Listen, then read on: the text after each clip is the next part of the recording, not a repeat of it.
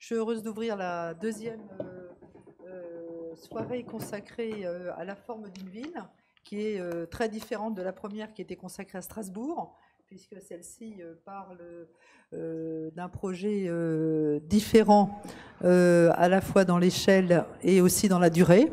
Et donc, je suis très heureuse d'accueillir nos amis ce soir qui viennent nous parler d'un très joli titre, Projet urbain associant architectes, paysagistes et artistes. Je voudrais tout d'abord rendre évidemment hommage au maire, Monsieur Dupaty, qui a pendant 30 ans œuvré sur cette démarche très originale qui a consisté à donner une identité finalement à Milly, qui était un peu noyée ou éclipsée par Montargis, en lui donnant la possibilité de se créer une identité autour d'un dialogue très fécond, très original avec l'art, avec les artistes, avec l'architecture, en essayant de créer dans des rapports originaux qui vont être retracés par nos invités ce soir, qui sont Vincent Barré,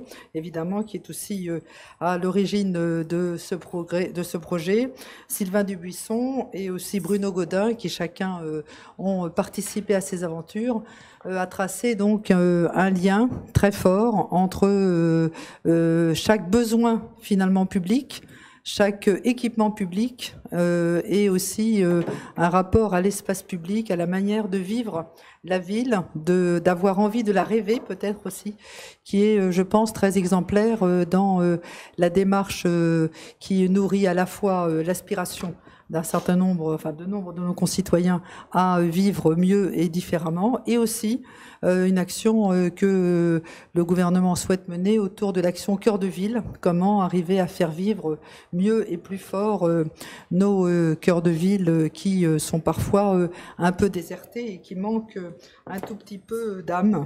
Et je voudrais aussi remercier beaucoup François Barré d'avoir à la fois en amitié et aussi avec la force de ses convictions fait découvrir ce projet d'une région qui m'est chère, puisque je suis née en région centre et que donc j'étais aussi touchée de voir toutes les initiatives qui peuvent se régler dans cette belle région. Je crois que l'ancienne directrice régionale des affaires culturelles de la région centre, Sylvie Leclèche, qui est une autre amie, est là présente. Je la salue très chaleureusement.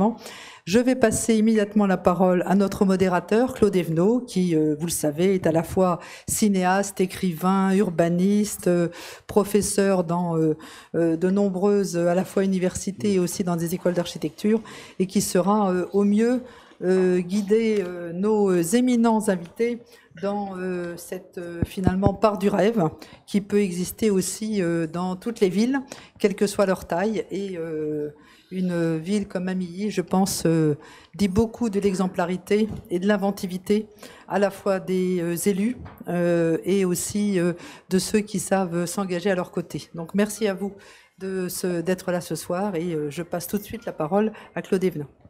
Merci. Est-ce que ça marche là? Oui. En fait, il faut parler très près du micro. Sans blague. Bon, voilà comment on va procéder. Je vais présenter tout le monde, mais juste après, on va regarder une petite série d'images commentées par Vincent Barré, qui l'a réuni, pour qu'on partage au moins une idée de la ville, une idée commune de la ville, parce qu'il n'y a pas que des Amillois dans la salle.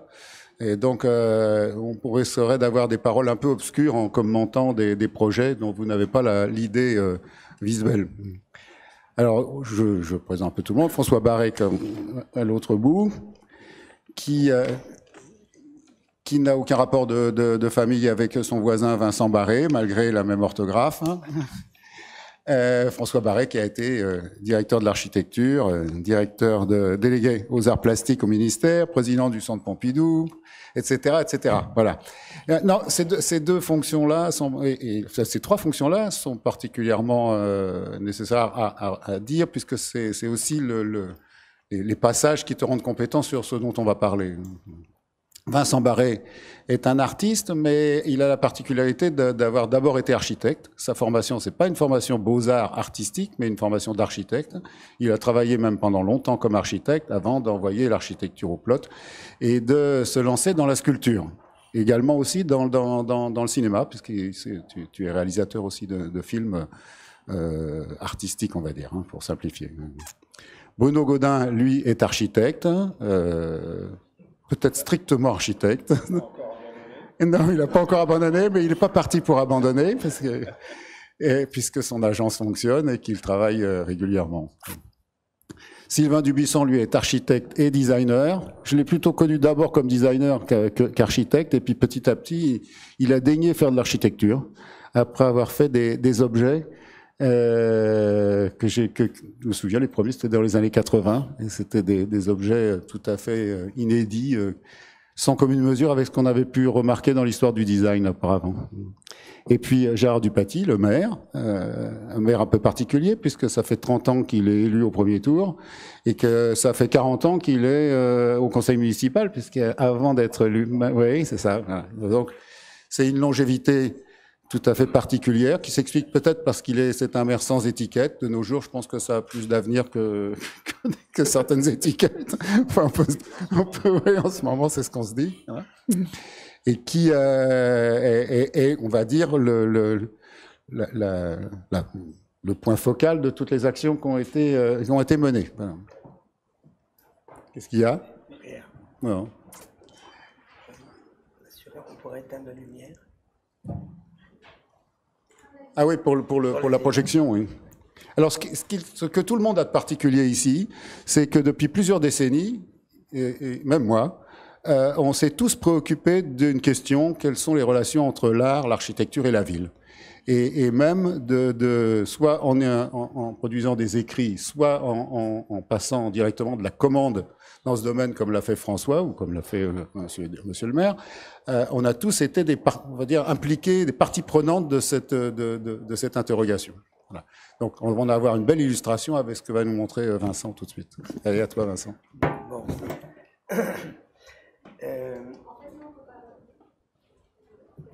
On peut pas éteindre. Tout à l'heure, on a éteint tout à l'heure. Mais c'est pour comme on filme, on ne peut pas éteindre. Ah, écoutez... Il n'y a pas un disjoncteur dans un coin, là, non? Non, mais on peut voir quand même les images. Oh, mais le film... T'as ton micro, non? Mais... Ça marche, ça marche. Oui, ça marche. Oui. Bon, ça va être un rapide parcours dans et une visite des différents sites sur lesquels notre action s'est portée, qui toutes concernent zut, par ça commence. C'est pas ça qui va faire passer les images. Hein. Voilà. Ouais. Ça, c'est pas pour faire passer les images. Non, mais si, aussi. C'est pour pointer.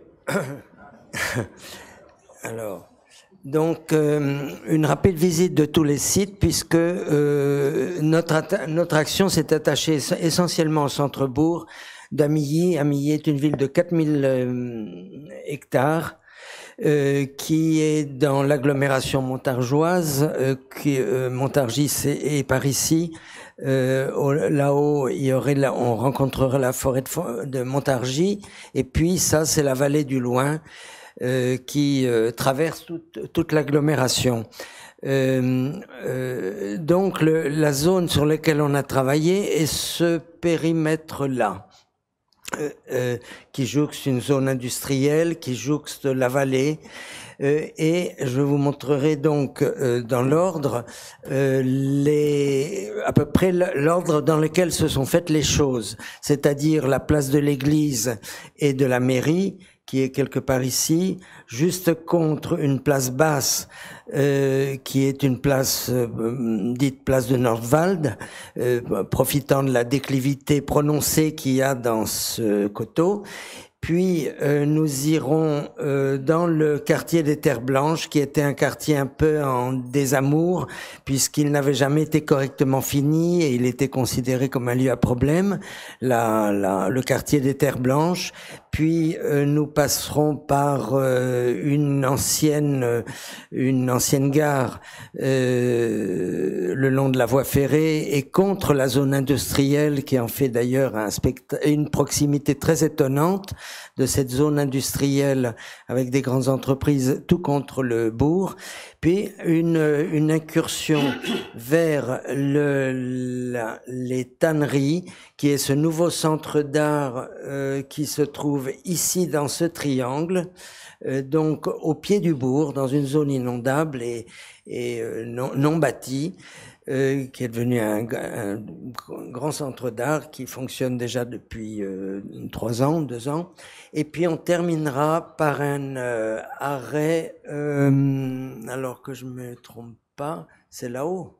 Non, c'est là. Dans le site où 4 résistants ou civils ont été assassinés par les nazis, et il y a un monument. Donc c'est plus le centre et puis ensuite des points éloignés. Alors, non, c'est pas là, c'est ça, et voilà. Alors une vue du bourg en 99, avant qu'on ne commence quoi que ce soit. En tout cas, on voit l'église ancienne, cette ZAC qui s'est mal greffée au centre parce qu'elle était coupée par un cimetière, une vieille bâtisse qui est l'ancien presbytère, et puis ces quelques ruelles et enfin rues intéressantes. Le seul objet vraiment patrimonial étant l'église du XIVe siècle. Donc la toute première opération est cette halle bâtie sur le grand esplanade vide qu'on a vu par Michel Levé et son agence. Les poteaux en pierre taillée sont de Wade Sanders. Donc dès l'origine, il s'agit d'associer l'architecte au projet. L'artiste et le paysagiste, quand c'est possible, au projet.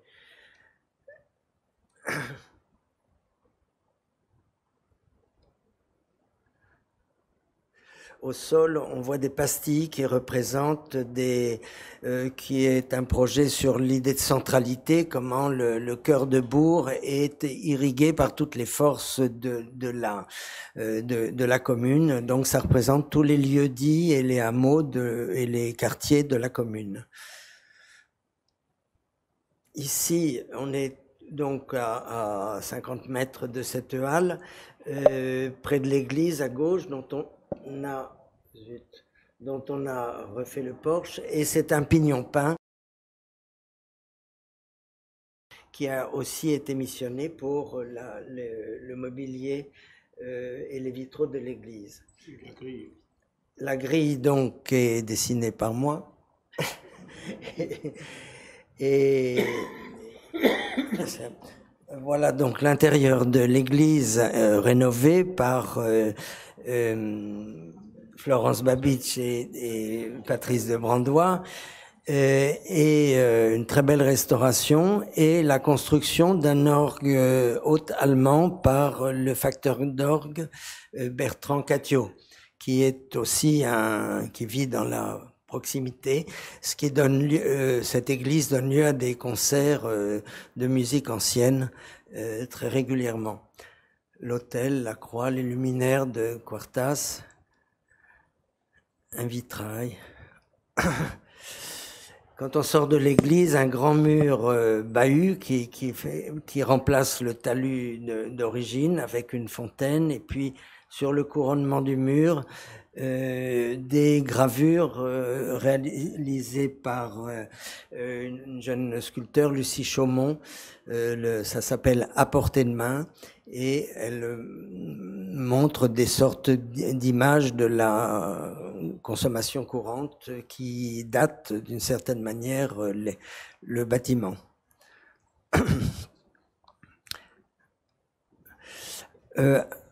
à l'arrière du cimetière, une autre grille que l'on a réouverte pour favoriser le passage, le traversement du cimetière, qui bloquait l'accès à ce quartier des Terres Blanches. De même qu'on a réouvert ce passage qui n'existait pas pour donner une sorte de multiplier les zones de passage. Et encore, cette sente que vous venez de voir débouche sur ce qu'on appelle un peu pompeusement le Mail, et qui débouche sur lui-même sur le parc des Terres Blanches à Laval. Donc voilà ce qu'était le parc des Terres Blanches avant que l'on s'y mette. Le site était très beau, mais un caractère très vide. Et voici ce qu'était la place des Terres Blanches, qui était censée être le cœur du quartier, qui devait être détrôné, on pourrait dire, le centre historique. Donc c'était un parking, les commerces ne sont jamais venus, c'était un lieu de désolation, d'une certaine manière, avec les problèmes sociaux qui vont avec. Voilà donc le travail de Michel Levé avec Christine O'Loughlin, qui a été missionnée pour travailler sur la rénovation de ce quartier. Donc, outre les choses que l'on ne voit pas, qui sont tous les aménagements de parking, les sens uniques, les démolitions nécessaires, il y a un très beau travail de polychromie. Là, c'est la vue depuis le parc, rénové.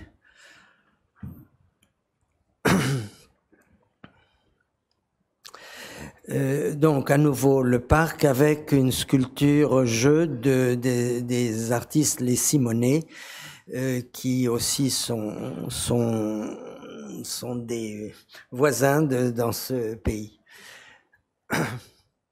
Et voilà, tout en bas du parc, ce parc rénové par Giancarlo Fantilli, qui est un romain et spécialiste des jardins anciens, donc a créé tout cet environnement qui donne de la profondeur au parc. Voilà le projet de Christine O'Loughlin pour donner un caractère d'amphithéâtre à cette place désolée et créer ce mât avec des filins qui sont éclairés la nuit et une petite figure tout en haut, un équilibriste. Ça, pour se donner une idée, ça a été dessiné dans les années 2000 et réalisé il y a dans un an ou deux. Donc voici ce que je vous montrais au début, ce presbytère et un talus qui monte vers rejoindre le bourg, juste au-dessus.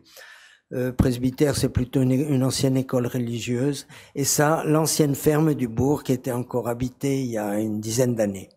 Donc ça a donné, voilà les tout premiers dessins, un de mes croquis de 99 qui illustre comment j'essaye de traduire en termes d'espace extérieur des masses bâties à venir, lesquelles, vous voyez, au moment où on fait ce dessin, on ne sait pas encore ce que serait ce bâtiment de droite, quand même on l'appelait bibliothèque, mais il a beaucoup évolué. Voilà le dessin de Sylvain Dubuisson, qui est donc l'auteur de cette médiathèque ici à droite, de toute cette place avec un jardin en terrasse que nous avons conçu ensemble, mais dont il a dirigé la construction, et puis le presbytère qui est et l'ancienne ferme qui est ici. Voilà la médiathèque avec le grand mur de soutènement qui conduit à la ville. L'intérieur. Donc une mezzanine, un rez de rue et puis un rez de place en dessous. La médiathèque est sur 3 niveaux. Des escaliers.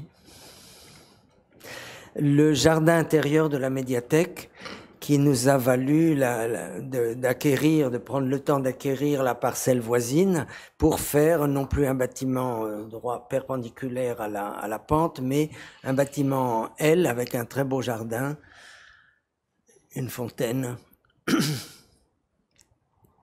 Dans la médiathèque, dans la salle du conte, une commande à un artiste du Rajasthan traditionnel pour un cycle de bas-reliefs sur la légende de Krishna enfant. Devant la médiathèque, une sculpture de moi qui s'appelle Chemin d'eau. Puis à droite, le bâtiment de l'aile de ce nouveau presbytère qui contient à rez-de-chaussée une salle de fête et de réception qui actuellement est utilisée comme salle du conseil. Puis à l'étage, une salle à l'étage, par cet escalier, on accède à une salle d'exposition.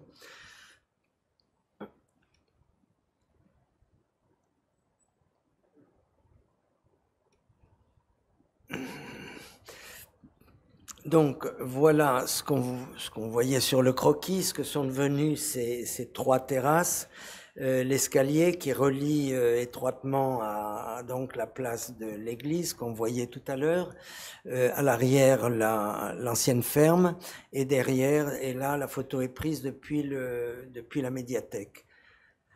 Sur les murs, le Sénat le sénateur Jean-Pierre Sueur a contribué à l'effort d'Amilly en offrant une mission pour des inscriptions sur les murs de cette place sur cette terrasse des droits de l'homme et place de Nordwall du nom de la ville jumelée en Allemagne. Donc des écrivains qui ont œuvré pour des pays jumelés, qui ont œuvré pour les droits de l'homme. Les fontaines. Voilà cette place, le jour de la fête de l'Europe, qui montre que cette conception en amphithéâtre est là qui en fait un événement urbain. Voilà l'ancienne ferme, dans le nouveau projet, vue de l'aval, de l'autre côté, de l'intérieur, avec des vues sur les trois côtés en éperon. Maintenant, on va dans un autre quartier excentré, celui que je vous disais, la gare, le long de cette voie ferrée désaffectée, l'ancienne gare réalisée, dessinée par François Lenné.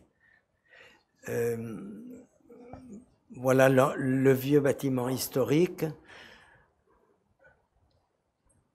et la nouvelle gare qui mène finalement ce qui a donné l'occasion de régénérer tout ce confin de la ville qui était sans communication, qui était un cul-de-sac en fait, puisque au-delà, de l'autre côté de la voie ferrée, c'est la zone industrielle. Qu'est-ce qu'on y fait? Pardon, oui, la maison des jeunes. Ah oui. L'idée, c'était d'amener dans des pôles un peu éloignés du centre des activités qui créent du flux, de la tension et une certaine dynamique. Donc maintenant, on a sorti du bourg, on a franchi les rivières et on est sur le site des tanneries après rénovation par Bruno Godin et la paysagiste Mélanie Drevet.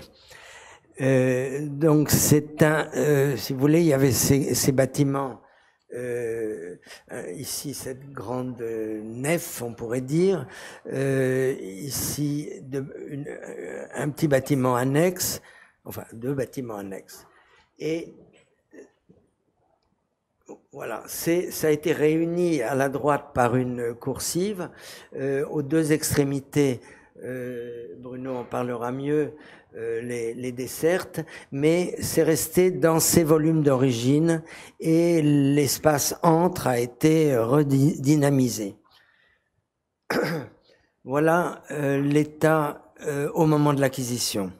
Ensuite, la ville l'a nettoyé en partie, et puis pendant presque 6-7 ans, il y a eu des expositions d'été pour préfigurer ce que serait ce centre d'art. Puis les financements ayant été trouvés, ça a été un gros chantier, et Bruno en parlera mieux tout à l'heure. Voilà une des premières expositions du directeur Éric Degout, de l'artiste Wesley Meurice, un artiste belge avec un très beau travail. Ici, la dernière exposition, ou plutôt une récente exposition de l'artiste Jan Osberg. Donc ça montre comment les artistes sont inspirés pour utiliser ces lieux de manière très très distincte. À l'étage, il y avait une verrière, enfin une toiture à l'origine, qui est maintenant devenue une espèce de magnifique belvédère sur le parc à la droite, qui est ce grand terrain en triangle. Ici, avec dans le cadre de la Biennale d'architecture, avec le Frac Centre, une œuvre de Suzanne Husky, la sorte de forme en bois au fond, et de Thomas Reynaud, qui s'appelle Retenue d'eau, qui est un architecte. C'est dans les collections du Frac. Puis ici, une exposition dans la grande salle d'exposition qui jouxte cette verrière, une exposition de Guy Rottier, des collections du Frac. C'est difficile de ne pas se tromper. Le petit bâtiment de l'autre côté est devenu l'école d'art plastique. Dans le parc, une œuvre de Ramette, Funambule, de Philippe Ramette. Puis ici de Jennifer Cobé, une œuvre qui a été réalisée en résidence, et à droite les idées de Elisabeth Ballet. C'est ça, patron? Bon. Et là, on va finir avec donc de l'autre côté de la vallée, c'est-à-dire tout à Laval, à la limite de Montargis, ce lieu où des résistants qui ont été attrapés pendant les coups le 21 août, enfin fin août, pendant la débâcle allemande, qui ont été enfermés, puis on les a dit qu'on leur changeait de résidence, on les a amenés dans un pré de la ferme Rose, où ils ont été abattus. Et au moment, voilà. Et donc, après ce petit monument, Gérard Dupaty nous a demandé, à Sylvain et Dubuisson et moi-même, qu'est-ce qu'on pourrait faire. Donc, on a pensé à faire un nouveau monument, 4 colonnes en fonte, et devant un mur bahut sur lequel on peut s'asseoir, mais sur lequel il y a une inscription. Donc les colonnes sont une ouverte à l'est pour le plus jeune des résistants qui avait déclenché l'assaut contre les soldats qui allaient les massacrer, et puis 3 colonnes ouvertes à l'ouest. Bon. Et sur ce mur bahut est inscrit le poème de Paul Celan en français et en allemand, Psaume, la rose de rien, de personne, dans une très belle traduction de Martine Broda. Et donc, ça montre que tous ces concepteurs, tout ça s'est passé sur véritablement 20 ans. Les projets ont été portés longtemps avant d'être mis en œuvre, et c'est là où c'est plus qu'une liste de gens, c'est presque, François Barré disait, une troupe d'architectes, d'artistes, de paysagistes, et tous les projets du centre-bourg, à l'exception de la mairie, ont aujourd'hui été réalisés. C'est ce qui nous vaut d'en faire un bilan. Merci Vincent. Justement, je vais rebondir là sur ce que tu dis, 2 choses. Et il a fallu 20 ans pour réaliser tout ça, et puis que c'est une troupe. Donc, je vais me tourner vers le maire en disant, si ça a commencé que 10 ans après que vous ayez été élu en 89, c'est parce que vous avez pris conscience seulement au bout de 10 ans de la nécessité de ce genre d'action, ou parce qu'il fallait 10 ans pour constituer votre petite bande? Il y a eu plusieurs choses. C'est-à-dire qu'il nous a fallu aussi sortir d'un pétrin. Je vous rappelle que nous étions la ville la plus endettée du Loiret en 1989, et pendant 10 ans, donc, nous avons eu le temps de la réflexion. Ça nous a permis, mes collègues et moi-même, eh bien, ma foi, de réfléchir aux projets à réaliser, aux besoins, effectivement, et puis de rencontrer aussi, avoir l'opportunité de rencontrer les personnes indispensables à la réalisation de ce projet. Et donc j'ai rencontré pour la première fois donc Vincent Barré, 10 ans après que nous ayons été élus, et là nous avons pu effectivement bâtir ce long parcours et puis le réaliser dans la durée. Donc ça a été, je crois, beaucoup en rencontres. Il y a eu de très belles rencontres avec d'architectes, artistes, paysagistes, voilà. Et puis, je n'étais pas seul. Il y a aussi une équipe d'élus autour de moi qui a su faire confiance. Et ce genre de choses fait consensus chez vous? Au sein de l'équipe. Parmi les élus, oui. Parmi les élus, oui. C'est pas toujours le cas, hein, c'est pour ça que je vous pose la question. Non, il n'y a jamais eu aucune discussion. D'ailleurs, j'ai mon adjoint à la culture auprès de moi, là. Il n'y a jamais eu aucune discussion au sein de la municipalité. Je veux dire que même l'opposition politique s'est la plupart du temps ralliée à ces projets et même les a soutenus. En dernier, je veux dire, dans les 20 dernières années, il y a eu un soutien total de l'ensemble de l'équipe municipale. Majorité et opposition. Il y a une chose un peu étonnante, c'est que vous ayez fait confiance d'emblée à un artiste plutôt que d'aller chercher des architectes pour vous conseiller en matière d'aménagement urbain. Eh bien, on avait fait peut-être une première expérience qui n'était pas très satisfaisante avec effectivement une équipe d'architectes, voilà, qui avait travaillé effectivement sur le site un projet, puisque nous avions quand même le souci d'améliorer et de construire et d'y donner une identité à ce bourg.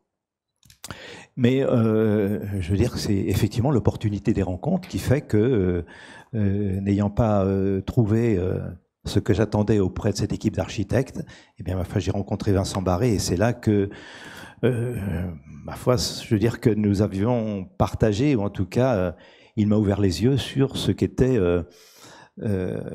l'urbanisme et l'architecture, parce que moi, professionnellement, je n'étais pas du tout vous êtes médecin, vous, compétent dans ce domaine. Voilà, et j'attendais de trouver quelqu'un qui puisse m'apporter toute sa connaissance, tout son savoir, voilà, et toute sa sensibilité surtout. Je crois que c'est très important. Voilà, et toute sa connaissance, parce que il faut avant tout des compétences que moi je n'avais pas et qu'un certain nombre d'architectes n'ont pas.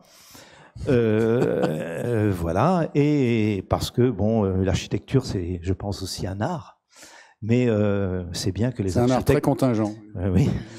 Et on a souvent aussi, et grâce à Vincent Barré, plus on a pu associer ou même je veux dire, travailler avec des artistes avant de travailler avec des architectes. Hein.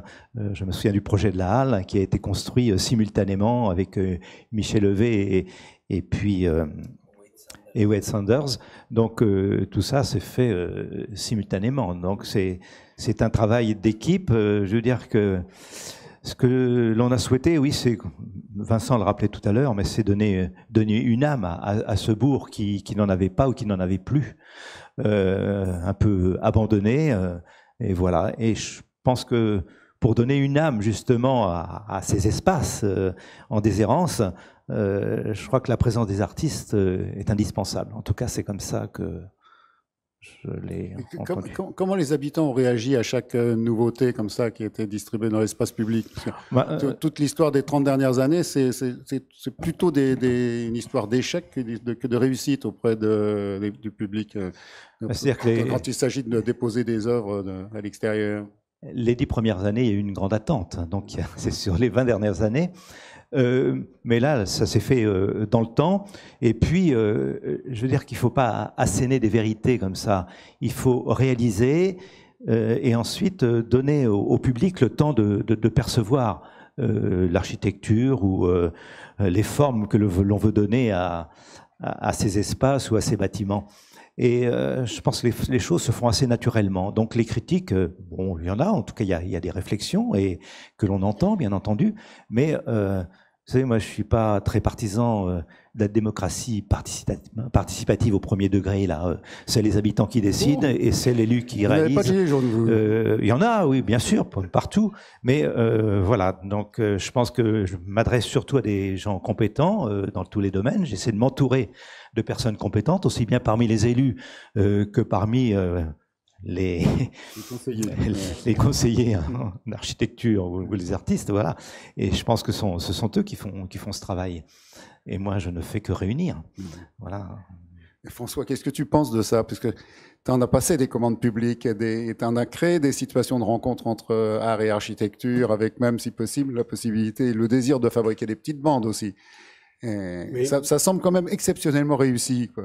Alors moi, je crois d'abord qu'il faut dire que dans cette cité de l'architecture, moi je ne suis pas venu voir chaque exposition ou chaque colloque ou table ronde, mais je crois qu'on n'a jamais parlé de villes de cette dimension. C'est-à-dire qu'on parle des métropoles, on parle des grandes villes, alors de leur destin, de leur posture, des performances, et on ne parle jamais de quelque chose, alors on a parlé des Gilets jaunes, qui pose la question des territoires et d'une architecture ordinaire, de quelque chose qui ne cherche pas la posture et la notoriété, mais qui participe d'une urbanité plus modeste et d'une qualité extraordinaire. Alors, j'en ai vu quelques-unes des villes, et j'ai travaillé avec beaucoup de maires, mais j'ai vu très peu d'exemples qu'on peut comparer à ce qui a été fait à Milly. Alors d'abord, ce qu'on peut dire, c'est que pour qu'il y ait une telle continuité, alors il faut qu'il y ait des rencontres.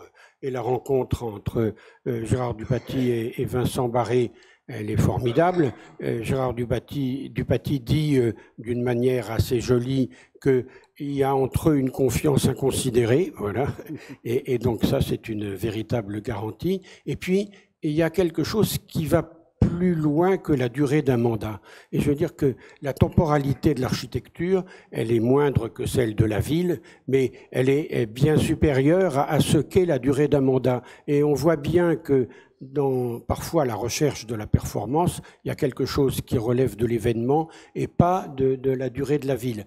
Donc le fait qu'on est face à un maire qui est élu, le maire de la ville, élu à chaque fois, à chaque élection, au premier tour avec environ 60% des voix, en ayant la première fois augmenté de 20% les impôts, ça prouve qu'il y a quelque chose qui relève d'un engagement personnel et d'une confiance et d'une sensibilité des habitants à ce qui a été fait pour transformer une ville qui était considérée comme une banlieue en une ville des arts, d'une certaine manière beaucoup plus intéressante que les Montargis aujourd'hui. Bon, j'arrête parce qu'on va avoir le détail des projets. Moi, je connais que très peu de villes semblables. Il y en a une avec laquelle j'ai eu pas mal de contacts, qui a un destin assez voisin, c'est Mouansartou, où il y a un artiste formidable qui était d'abord un graphiste, qui était le patron à New York du graphisme d'une société, d'un laboratoire suisse de médicaments, de pharmacie, qui a un jour dit j'abandonne la commande extérieure pour me consacrer à la commande intérieure. Et il a installé toute sa collection avec son épouse Sibylle Albers à Mouansartou. À Mouansartou, tu peux dire son nom, hein, c'est Godfried Honegger. Pardon ?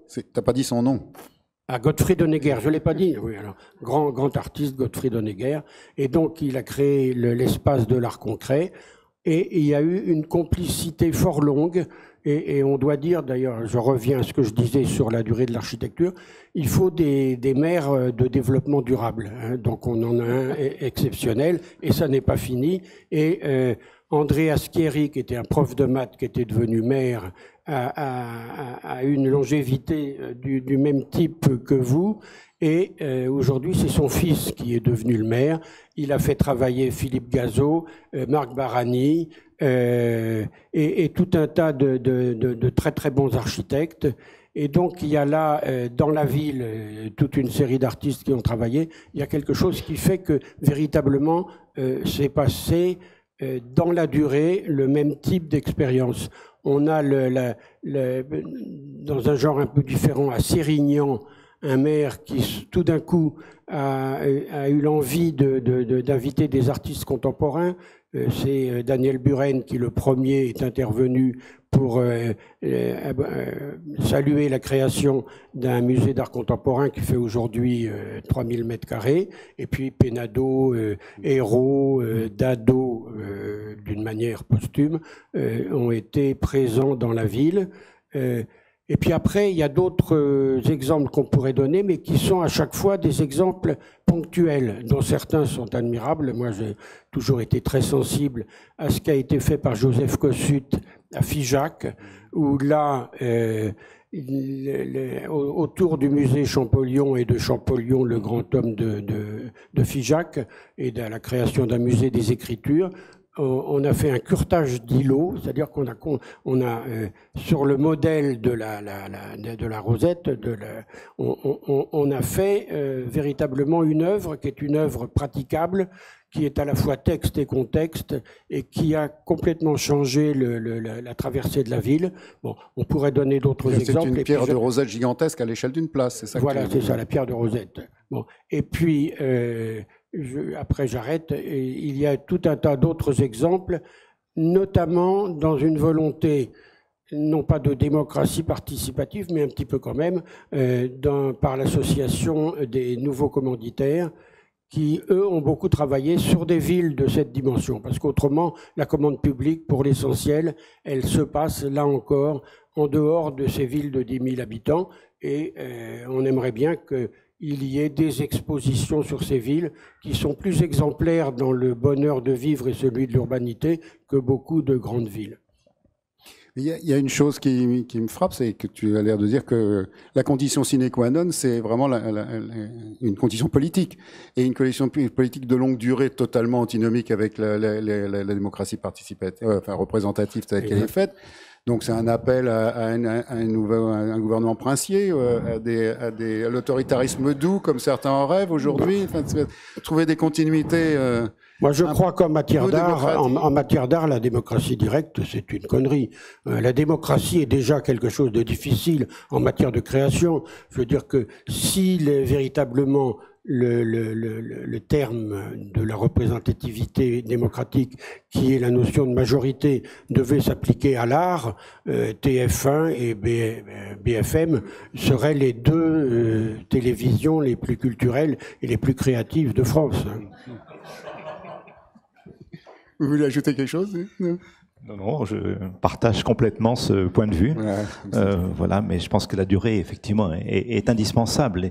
Et un mandat de 6 ans n'est absolument pas suffisant pour avoir réaliser une œuvre, je veux dire, créative. Donc vous représentez l'année prochaine. Oh là, je commence à être bien vieux, alors je vais réfléchir maintenant. Moi, je voudrais simplement ajouter un truc. À une époque, j'ai bien connu le président de l'assistance publique. Je crois qu'il s'appelait Gabriel Pellas, si je ne dis pas de bêtises, mais j'écorche les noms.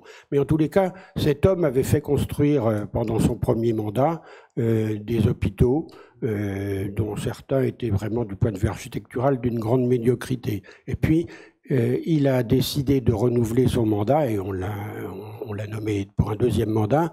Et là, tout d'un coup, il a fait des choses extraordinaires. Et moi, je me rappelle, je lui avais posé la question, je lui ai dit, mais comment ça se fait que vous avez pendant, je ne sais plus, 5 ans fait des architectures médiocres, et puis tout d'un coup, vous faites des choses formidables.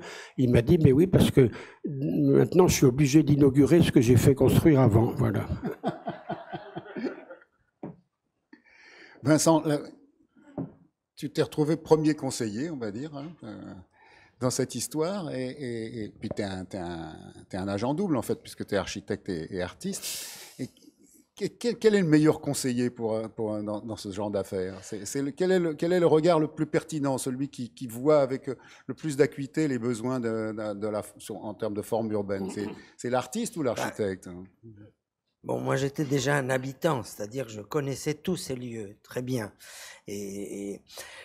Ensuite, en tant qu'architecte, bien que j'ai cessé relativement jeune, j'avais eu le temps de travailler sur des projets urbains ou des études de ville, y compris au Népal avec Patrick Berger et Laurence Fével, et tout ça m'a profondément marqué.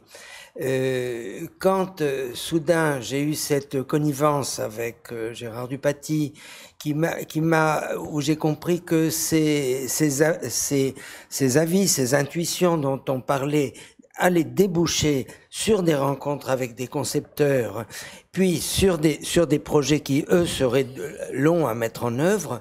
Si vous, ça m'a conforté dans l'idée que c'était pas des touches comme ça superficielles à droite et gauche. Des colifichets. Et or, en tant qu'architecte, j'avais eu le temps d'expérimenter que des intentions que l'on a pour un maire, avec un maire, sur des projets de moyen terme, pouvaient être balayées par le suivant. Donc c'était très très dur, très frustrant.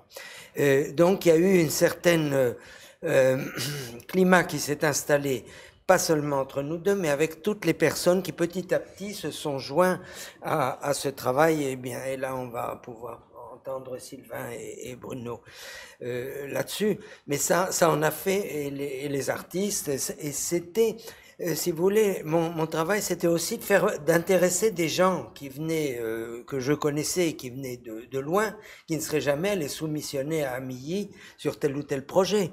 Mais quand ils voyaient, quand ils étaient reçus, quand ils voyaient l'attention avec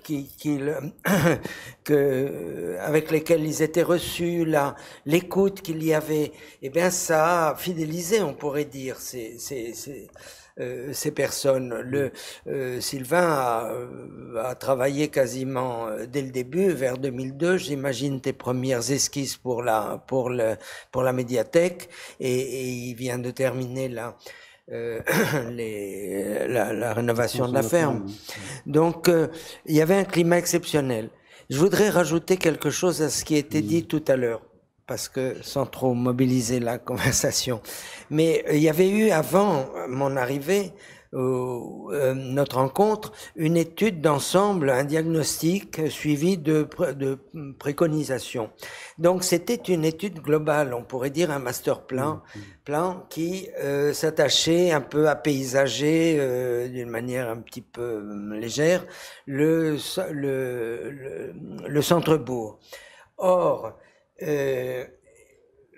moi, je suis pas arrivé en tant qu'architecte. Je suis arrivé en tant qu'artiste, disons, très très conscient de l'architecture et de l'urbanisme, mais je n'avais pas la qualité pour, par exemple, penser un plan d'ensemble. Donc, il n'y a pas eu de plan d'ensemble.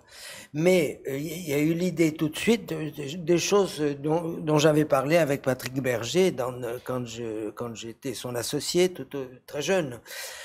Comment utiliser un site pour bâtir un site avec son nouveau fonctionnement, les espaces publics qui vont avec, puis un deuxième à proximité, créer des flux, que chacun des sites diffuse, on pourrait dire, son énergie jusqu'au suivant, jusqu'au lointain, comme est cette ancienne gare ou ce quartier des Terres Blanches qui était très coupé, ou maintenant les tanneries. Donc c'était un système, on pourrait dire, par pôle, qui se renforçait mutuellement jusqu'à ce que le passage entre tous se fasse. Voilà. Pas de plan d'ensemble à la Corbusier, pas de choses comme ça, un avancement point par point, un peu comme une partie de Go, quoi. Voilà, et ce qui a évité déjà bon, j'étais pas missionné pour ça, je n'aurais pas pu faire cette mission-là, je n'avais tout simplement pas le droit d'exercer de cette manière-là, mais par contre, en fait, conseil, c'était écouter, faire un sort, ce que j'appelle un pré-programme, lui donner quelques formes, et ensuite d'aller chercher les architectes avec qui on pourrait discuter. Donc, en gros... Finalement, tu réponds à ma question sur la pertinence entre artistes et architectes, en disant c'est plutôt le collectif qui a un regard pertinent. Il faut réunir une bande, tu as fait le médiateur, et c'est ça qui peut...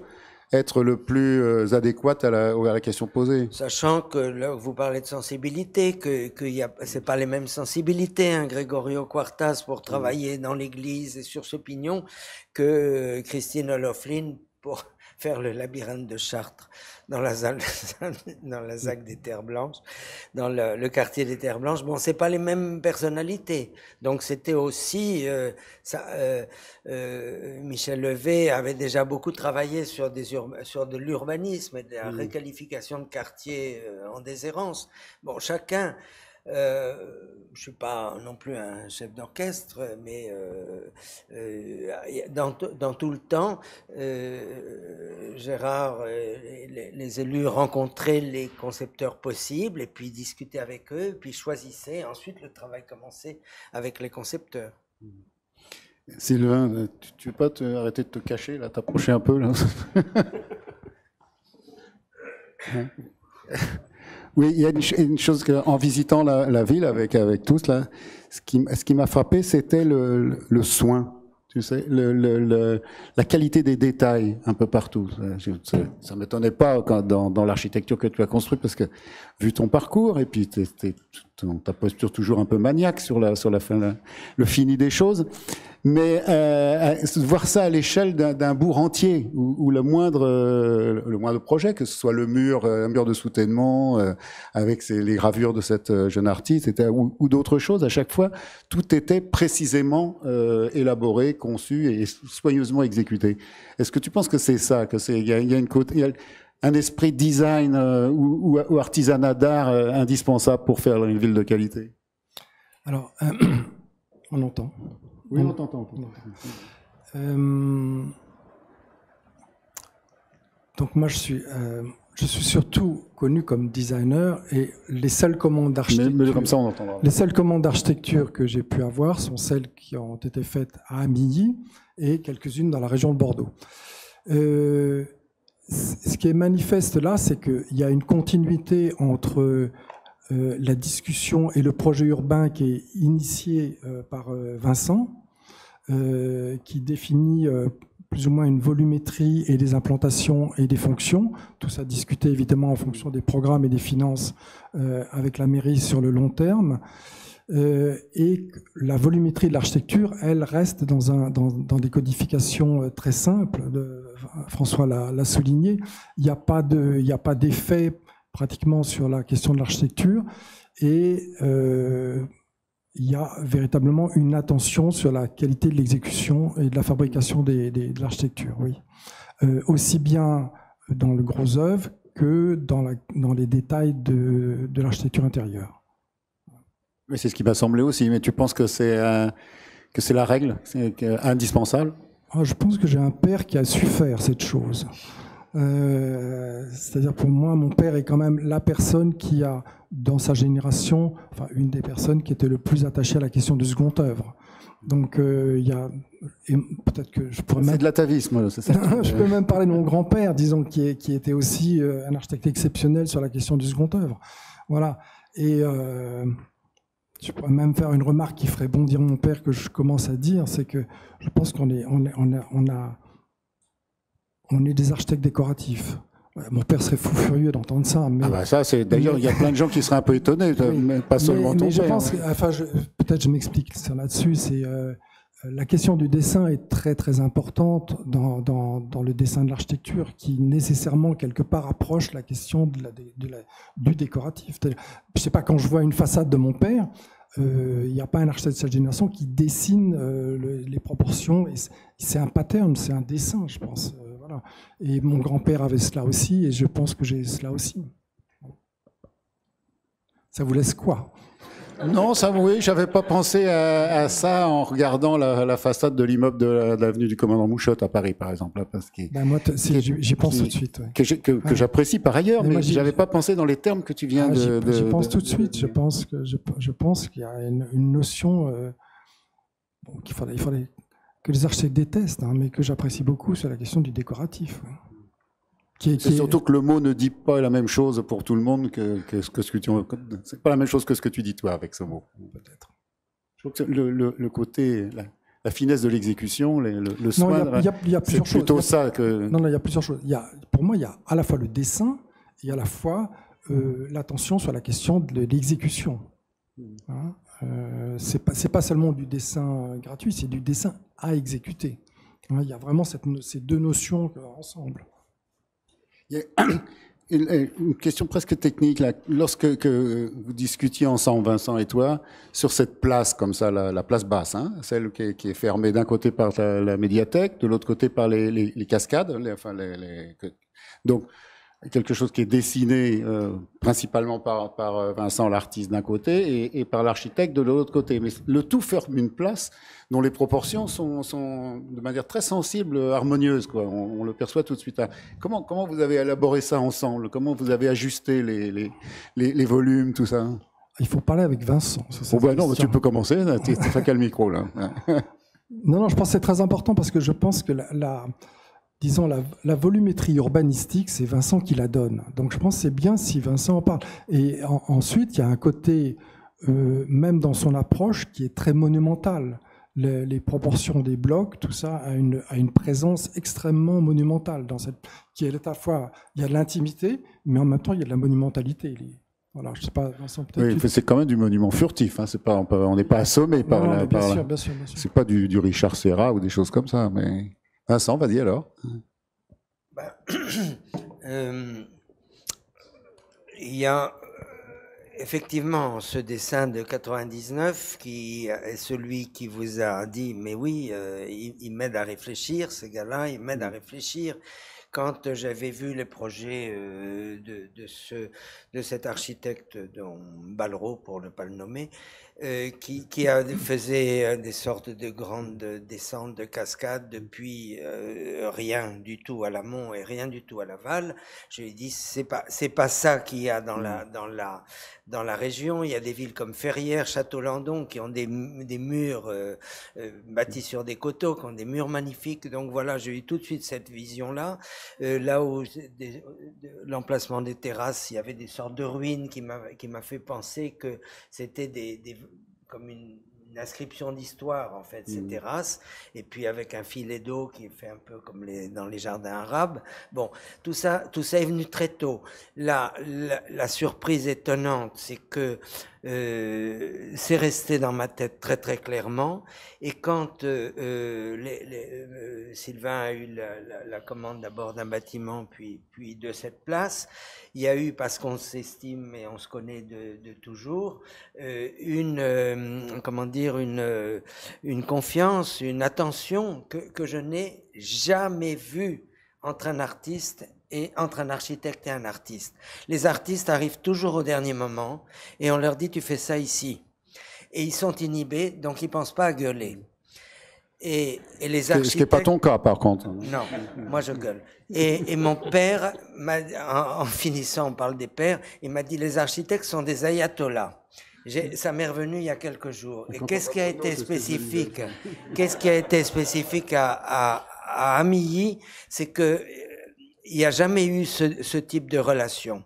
Parce qu'on se connaissait dès l'origine, on parlait dès l'origine, ensemble, et il n'y a pas eu ce climat où l'architecture, l'urbanisme écrase tant le client, parce que ça se fait beaucoup aussi, que les gens qui travaillent autour. Donc il y a eu, tu parles du décor pour ton architecture, moi j'ai envie de dire que dans tout ce qu'on a fait à Amilly, y compris dans ton bâtiment, une très grande douceur. Donc, il n'est pas indispensable d'avoir l'adhésion des gens avant, mais cette adhésion après, qui fait que, tant pour la musique ancienne que pour les œuvres d'art, jamais rien n'a été tagué. Peut-être les gens sont timides, ils viennent pas facilement s'amuser sur la place quand elle est vide, mais peu importe, et petit à petit, ça s'inscrit ça, dans le temps. Et donc c'est ça, on pourrait dire la sanction, entre guillemets, outre les urnes, c'est l'adhésion. Elle peut être silencieuse. La seule fois où on a vraiment consulté les gens sur la place pour leur montrer le projet de la place, qu'est-ce que vous voulez, messieurs, dames? Nous voulons fermer l'accès à la seconde place et nous voulons fermer l'accès au parc. Les architectes avaient fait quelque chose de très sensible qui circulait partout. Non, on voulait tout fermer. Donc, là, comment dire, j'ai pas de position. Bon, enfin, je sais qu'on n'aurait pas pu faire tout ça si on était. Il fallait la confiance de l'équipe municipale, l'adhésion des services et d'une certaine manière l'adhésion de la population pour que tout ça soit possible. Et ça s'est fait dans la discrétion. Parce que pourquoi il n'y a pas eu de soulèvement à cause des œuvres d'art? Parce qu'on ne les voit pas. Gérard n'en parle jamais. Il dit jamais on est allé. Il dit il fallait. Bon, il y a les sculptures identifiables comme sculpture. Il y a la mienne qui est dans un coin de la place. Et puis le funambule, on n'y pense pas. On le voit quand même pas mal. Oui, mais on le voit franchement de loin. Oui.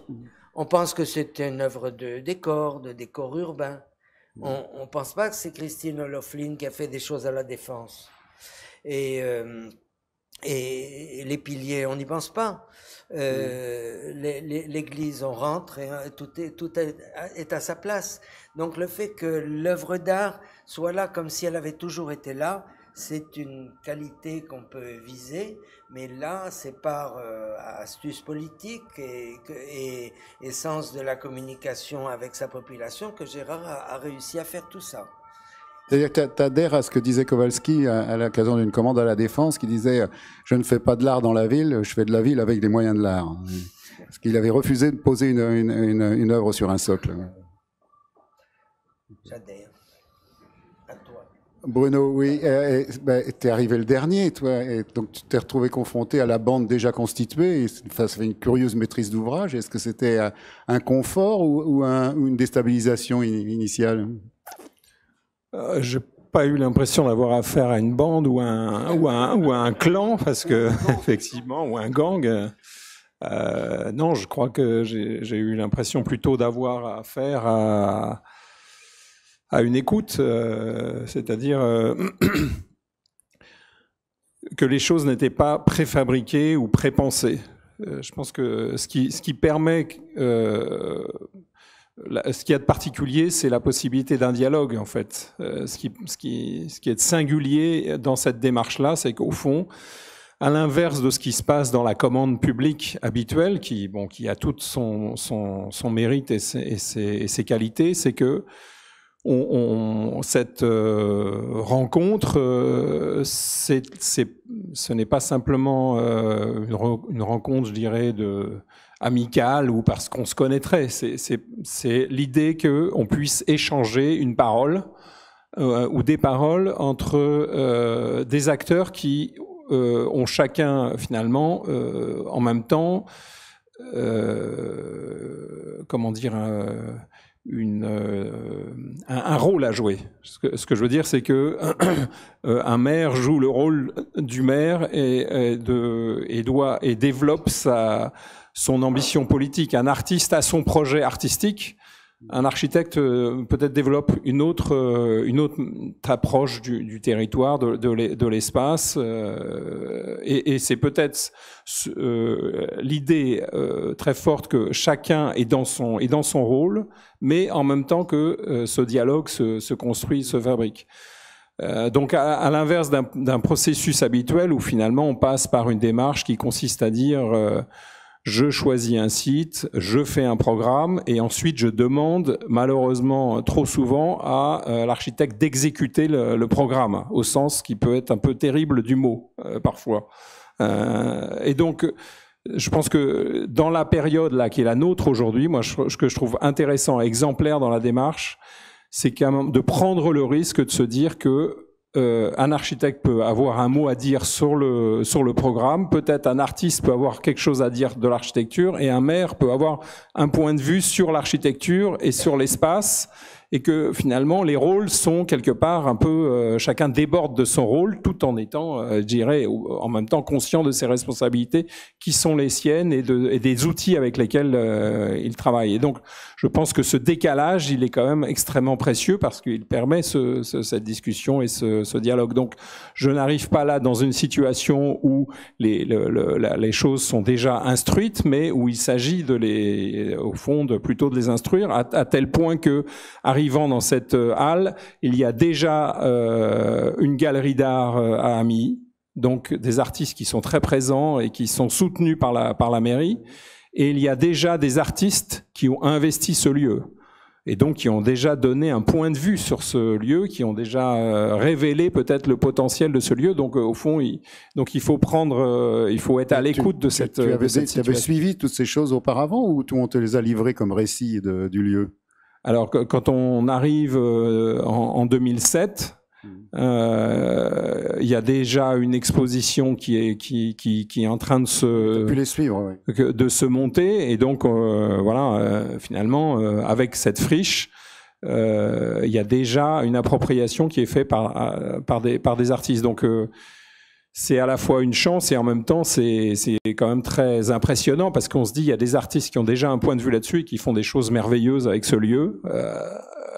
Y a-t-il besoin vraiment d'un architecte pour continuer ce travail? C'est la première question peut-être qu'on peut se poser, tout simplement. Alors après, c'est vrai que quand on voit qu'il y a une ambition politique que je qualifierais d'un peu démesurée, on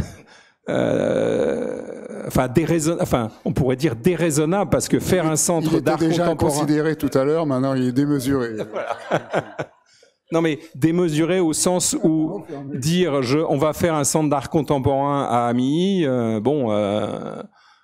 quand on regarde la procédure habituelle pour faire des projets publics, non mais vous êtes sûr de votre truc? Il faudrait peut-être faire un pré-programme, il faudrait peut-être demander à des assistants maîtres d'ouvrage, il faudrait peut-être est-ce que vous avez le budget, les moyens, etc. Au fond, démesuré au sens vraiment où tout le monde va vous dire non mais c'est pas raisonnable de faire ce projet-là, c'est pas raisonnable.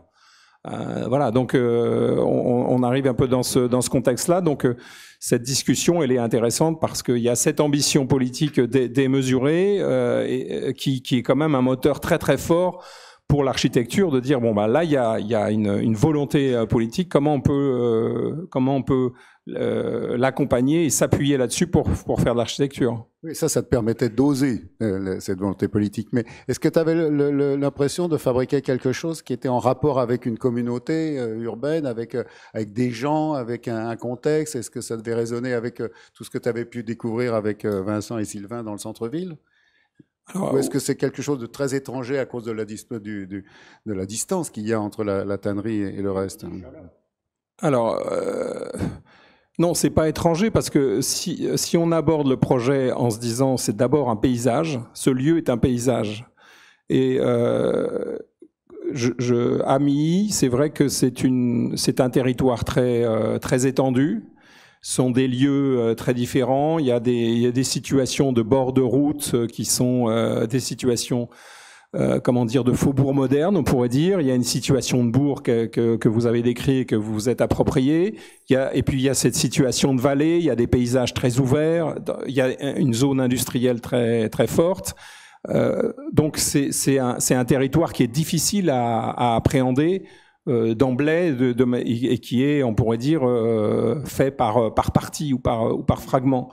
Et donc finalement, je pense que le regard de l'architecte là-dedans, c'est finalement à quoi on a affaire, et on a affaire à ce paysage-là, et on me demande d'intervenir dans cette partie-là. Et cette partie-là, ça appartient à Amilly. Je veux dire, bien sûr, c'est au bas d'Amilly, bien sûr, c'est dans la partie inondable, mais ça appartient à Amilly. C'est une des caractéristiques fortes d'Amilly, d'être en rapport avec ce paysage, avec avec cette zone inondable, Avec la rivière, oui. avec la rivière. Donc on est dans la rivière, donc on est à Amilly. Donc même si c'est un lieu singulier, même si on peut dire qu'il n'a rien à voir avec la zone industrielle, c'est quand même Amilly. Voilà. Donc c'est de l'intégration paysagère au moins. C'est-à-dire c'est pas forcément une intégration au bourg, mais au grand paysage d'Amilly. Voilà. Et c'est une façon de dire, si je viens dans cet endroit-là à Amilly, c'est aussi une façon de dire que notre boulot, c'est de révéler peut-être et de dire les qualités paysagères et ces qualités propres de cette vallée du loin, de ce paysage qui se transforme, qui s'inonde, de cette friche végétale qu'on a laissée in situ et qui est transformée par les artistes, par l'eau, par la nature, tout simplement. Donc c'est aussi une façon de dire, en intervenant là, j'essaye de révéler finalement le propre de la qualité de ce lieu qui nous précède, qui est ce paysage et qui est aussi une friche, évidemment une friche industrielle. Et de ce bâtiment. Mais alors peut-être un mot, oui, sur ce bâtiment. Mais juste, ce qui est frappant quand on le visite, c'est à quel point c'est le choix architectural que tu as fait est apte à recevoir avant tout la sculpture. Des choses qui peuvent être volumineuses, grandioses, etc., ou occupant des grandes surfaces. C'est pour tout ce qui est de l'ordre de l'installation en matière d'art contemporain, etc. Un peu moins pour la peinture, même s'il y a une salle en haut, etc., qui peut le faire. Est-ce que c'était l'influence de Vincent? Est-ce que tu étais pris comme ça dans une sorte d'aventure de la sculpture à Amilly, qui n'est pas seulement le fait de Vincent, mais le fait qu'on dispose des œuvres sculpturales dans la ville déjà depuis 20 ans?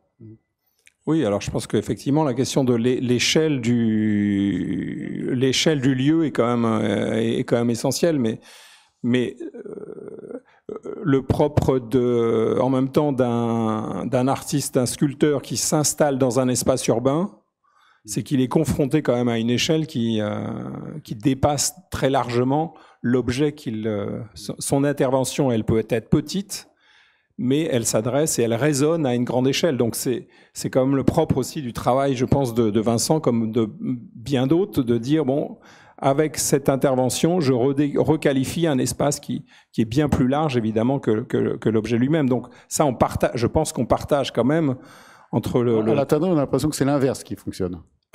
Que c'est l'architecture qui qualifie les œuvres. Je ne dis pas ça de manière péjorative, hein, du tout. Mais il y a comme une sorte d'embellissement des œuvres par le cadre. Il y a une augmentation de leur présence. Voilà ce que ça veut dire. Mais Bruno a dit, fallait-il vraiment un architecte? Ce que je vois, ce qui me semble être d'une qualité exceptionnelle dans ce bâtiment, dans l'architecture, dans la manière dont il s'est pris avec ce bâtiment, c'est, j'emploie le mot un peu fort, une sorte d'abnégation. Parce qu'on voulait rendre ce bâtiment fonctionnel, mais on voulait qu'il reste dans son jus, entre guillemets. Je revois la colère de Richard Deacon quand il a su qu'on allait effectivement restaurer ce bâtiment. Il a dit, mais il faut des lieux comme ça, c'est magnifique. Et tel que tu l'as fait, en arrivant à résoudre les questions structurelles, les questions fonctionnelles d'escalier, en ramenant tout ensemble sur le site. C'est un bâtiment, je trouve merveilleux cette architecture, et par sa discrétion. Mais je dirais ça de la plupart des interventions. La discrétion, elle est là, hein, mais la discrétion des... C'est ce que tu disais tout à l'heure, c'est presque furtif. La discrétion, les bâtiments de Sylvain qui sont très, très typés, ils s'inscrivent dans une volumétrie étonnante, mais qui est villageoise, qui sait tenir compte de l'église, de la déclivité, de la proximité de la halle.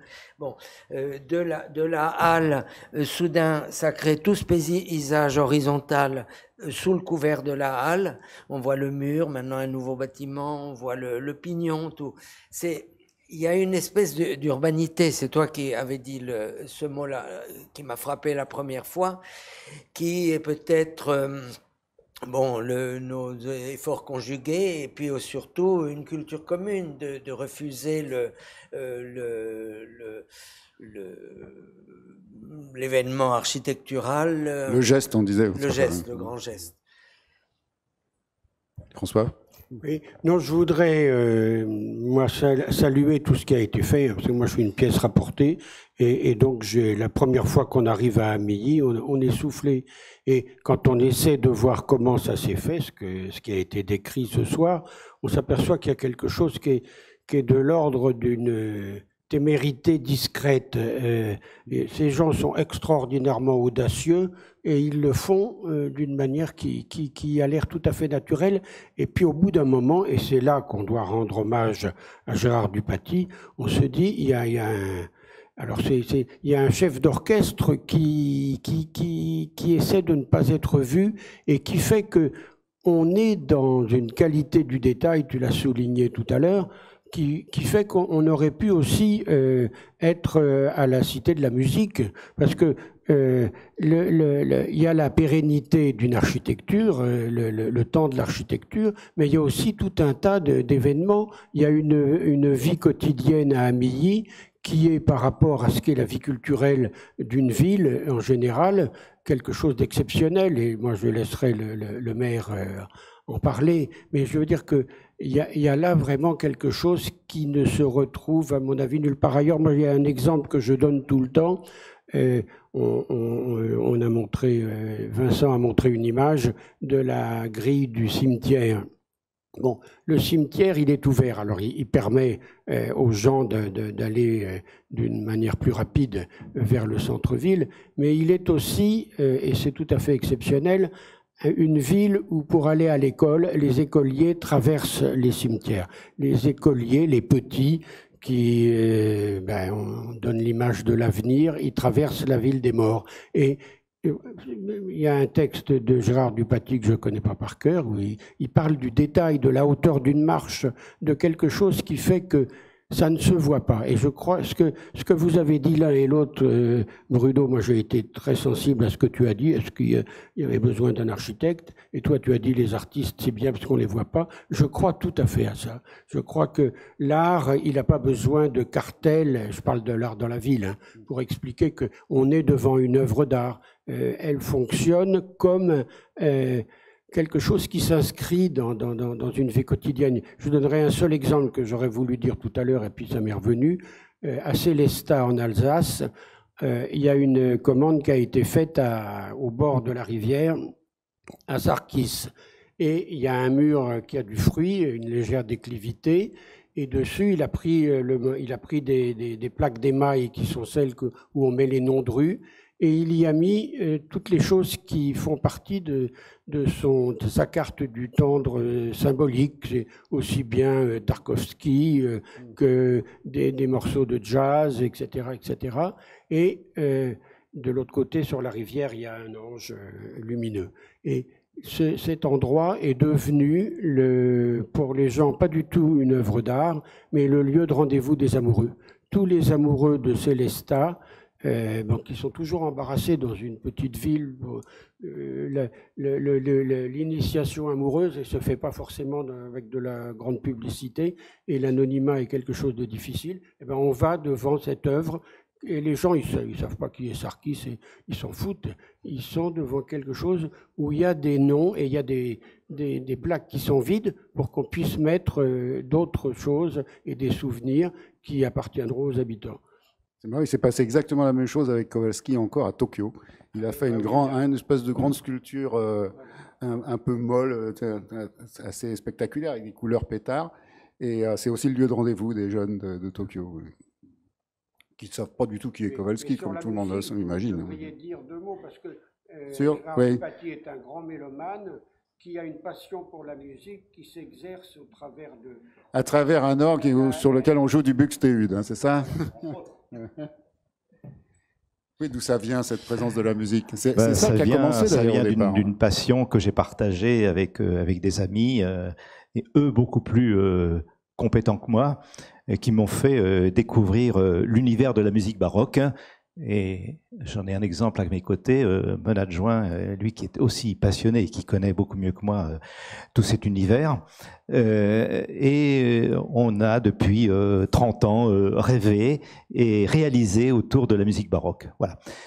Puisque à côté d'Amilly, j'ai eu la chance de rencontrer, il y a là aussi le hasard des rencontres, il y a une quarantaine d'années ou un peu plus, un facteur de clavecin, sûrement des grands spécialistes de la facture de clavecin en Europe, qui, lui, m'a fait découvrir la facture instrumentale, et en particulier la facture du clavecin et la facture d'orgue, et qui m'a fait découvrir, il y a cela plus de 40 ans, oui, bientôt 50, des gens comme Jordi Savall, que personne ne connaissait à l'époque, mais il y avait dans son atelier des affiches de Jordi Savall, voilà, par exemple, et on a comme ça rencontré les plus grands de ce monde dans le domaine de cette musique baroque. Et Léonard est venu donner des concerts chez nous il y a plus de 40 ans. Voilà. Voilà. Il a inauguré notre orgue il y a 10 ans de cela. La petite bande, bien sûr. Et nous avions, il y a 8 jours, les frères en taille, les 3 frères en taille qui étaient en concert chez nous, par exemple. Voilà, donc... Ce succès a peut-être contribué à faire accepter par la population toutes les autres entreprises que vous avez faites après. Mais on essaie d'être, si vous voulez, d'être discret, comme on l'a dit là tout à l'heure, hein, discret mais qualitatif. Je crois qu'il faut rien céder à la facilité. Il faut prendre son temps et puis réaliser les choses dans le temps et on y arrive. Et on l'a fait, bon, pour la musique, on pourrait se donner à Milly, vous recevez Léonard, oui. C'est lui parce que on a des relations avec tous ces gens-là d'Europe, j'allais dire presque du monde entier, puisque on a accueilli longtemps l'orchestre baroque européen des jeunes qui venait en résidence à Amilly. Voilà, on a eu on peut dire les plus grands de la musique baroque chez nous. Mais si vous voulez, ça ne se fait pas de façon artificielle. C'est des gens avec lesquels des relations se sont nouées aussi dans le temps.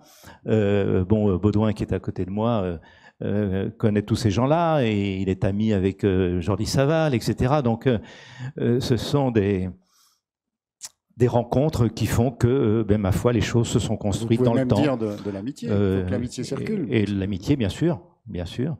Et ce qui fait, on a construit un magnifique orgue dans l'église avec un des grands facteurs français, Bertrand Cattiot. Voilà, on va construire bientôt un second orgue dans une autre église, là, de facture française. Ça, c'était un orgue de facture d'Allemagne du Nord. Voilà, et puis on a aussi encore plein de projets autour de l'orgue et de la musique. Je pense que, voilà, ça fait bientôt 30 ans, mais on n'en est qu'à nos débuts. Vous faites comme Antoine Vitesse disait, élitaire pour tous. Voilà. Bon, on m'a dit qu'il y aurait des gens qui souhaiteraient intervenir dans la salle, alors c'est le moment. Et je pense qu'il y a quelques Amillois là qui pourront peut-être nous... Qui vont dénoncer ces entreprises détestables dont on vient parler. Pas forcément des questions, vous pouvez des remarques, ce que vous voulez, ajuster une information.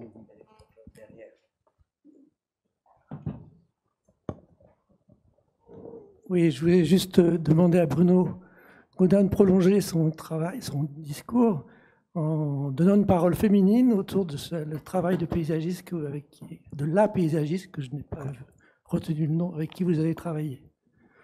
Pour avoir une parole féminine ici. Mais on est contre la parité. Je ne sais pas si je pourrais avoir moins une parole féminine. Ça sera difficile, je pense, mais voilà. Non, effectivement, comme je disais tout à l'heure, quand on est venu à plusieurs reprises, on est venu effectivement avec Mélanie Drevet, qui est paysagiste, avec qui on travaille par affinité depuis quand même pas mal d'années, puisqu'on a travaillé ensemble à Lyon pour le ENS. Et en fait, c'est une paysagiste qui a travaillé pendant un moment avec Gilles Clément. Donc c'est aussi toute cette aptitude à lire le paysage et à travailler avec ces friches et ce paysage en mouvement, qui est aussi convoqué au moment de cette appréhension du site. Mais si on travaille avec Mélanie Dauvet, c'est parce qu'on est nous-mêmes persuadés que cette question-là, elle est centrale dans l'architecture et que finalement, le travail des architectes, c'est pas de construire des bâtiments, c'est plus large que ça. Et finalement, si on était invité à donner un point de vue sur ce site, d'abord parce que c'est comme ça que ça s'est présenté, c'était avoir un point de vue plus large sur cet espace, ce lieu qui avait vraiment une identité, avec peut-être aussi quand même ce bâtiment de cette friche, cette friche industrielle, qui est aussi vous avez vu une photo là qui était quand même, on peut dire un peu en ruine, mais bon, avec la beauté des ruines. Et avec une question qui, je pense, était intéressante, enfin qui est intéressante, c'est un bâtiment qui n'avait pas vocation à devenir monument historique. Enfin, je veux dire, il n'a pas qualité exceptionnelle, il a qualité ordinaire. Et donc, c'était aussi une question actuelle qui me paraît vraiment importante ici, qui est travaillée, c'est de se dire, peut-on faire quelque chose avec ces bâtiments ordinaires, mais qui nous sont légués comme quelque chose? Qu'en faire de ce... Et je dirais, il y a la grande halle, mais à côté, il y a quand même le bâtiment du gardien, qui est une maison une maison en parpaing, avec un toit à 2 pentes et 5 fenêtres, et voilà. Pour autant, c'est pas parce que c'est une maison en parpaing avec 5 fenêtres qu'elle ne fait pas partie du projet. Et donc, elle a fait partie complètement du projet. On l'a requalifiée en faisant justement, en travaillant avec son jardin, en lui donnant son jardin qu'elle n'avait peut-être pas complètement. Donc, avec le travail de Mélanie, c'était de faire le jardin de cette maison qui n'avait peut-être jamais existé, mais qu'on pressentait comme une nécessité et qui fait l'extension et qui lui donne cette dimension.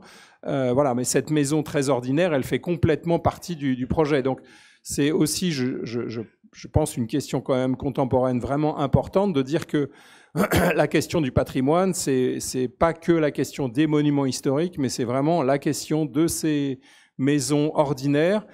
Et je voulais insister là-dessus parce que travailler sur ces questions ordinaires, c'est quand même extrêmement complexe. Hein. Je veux dire qu'il y a peu de...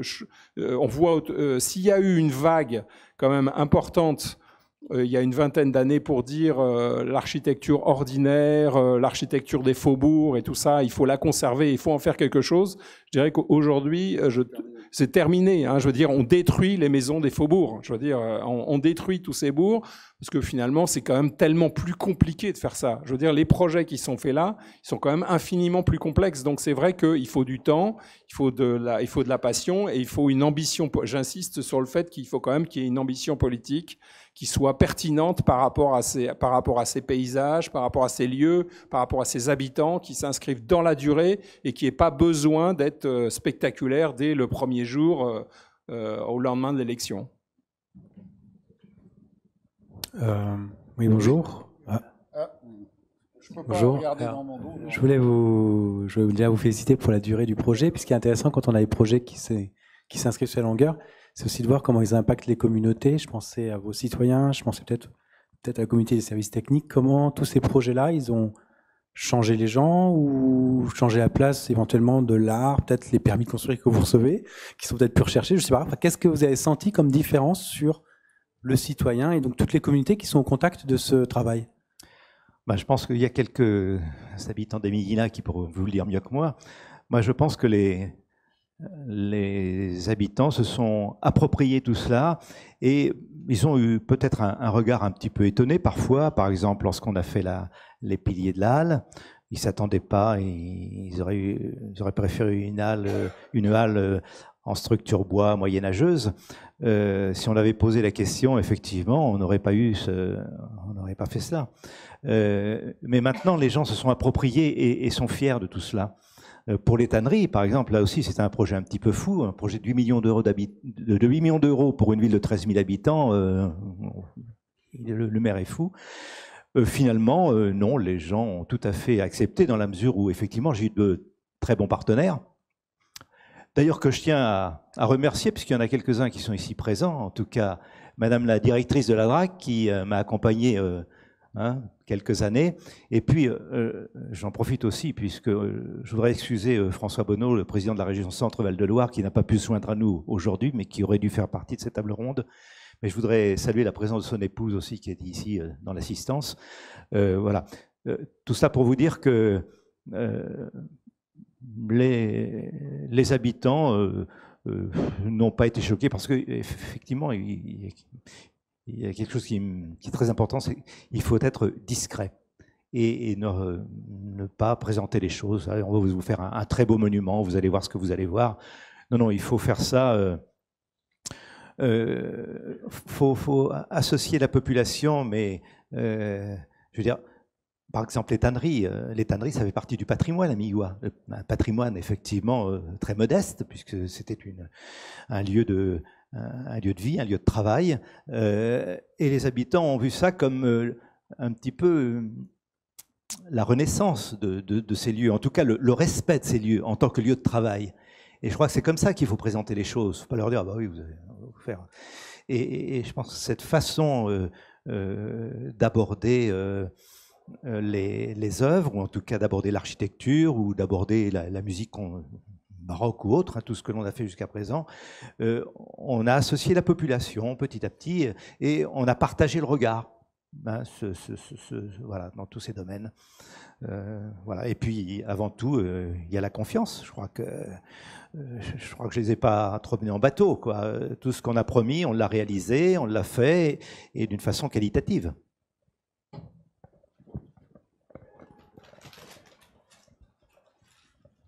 Oui, si je peux me permettre, je voudrais prolonger la parole de Gérard Dupaty en tant qu'habitante d'Amilly, habitante par adoption. Je ne suis pas originaire de cette région, mais il se trouve que mon histoire personnelle a été étroitement liée à l'histoire du bourg, puisque j'ai épousé il y a très longtemps déjà François Bonneau, et que ses parents habitaient le bourg depuis 1957. Et leur maison jouxte à la fois la mairie, la nouvelle médiathèque et tous ces nouveaux bâtiments qu'on a vus dans le bourg. Et je voudrais apporter un témoignage de vie, parce que ces gens-là connaissaient le vieux bourg. Ma belle-mère allait à l'église. Mon beau-père faisait son potager. Et puis les choses ont bougé petit à petit. Ils ont vu de nouvelles choses apparaître, de nouvelles choses se construire. Ils ont regardé avec peut-être le premier haussement d'épaule avec lequel on regarde un changement qui ne nous concerne pas directement. Et puis un jour, les choses ont changé, puisque pour faire le jardin de la médiathèque, il fallait modifier les frontières des parcelles et il fallait donc toucher au jardin de mon beau-père. Il fallait prendre un morceau de son terrain et lui en donner un autre. Ce n'est pas forcément une chose facile. Les discussions se sont faites. La médiathèque a récupéré le terrain, le jardin s'est construit. Et un soir où le soleil se couchait, mon beau-père est venu vers moi et m'a dit « Regarde comme c'est beau. Regarde le jardin de la médiathèque. » Et là, je me suis dit « Voilà, les choses ont changé complètement. La médiathèque est rentrée dans sa tête. La médiathèque est rentrée dans sa perception des lieux. Elle est rentrée dans son histoire. » Et ce qui est rentré dans la vie de ma belle-mère, c'est toutes les transformations de l'Église.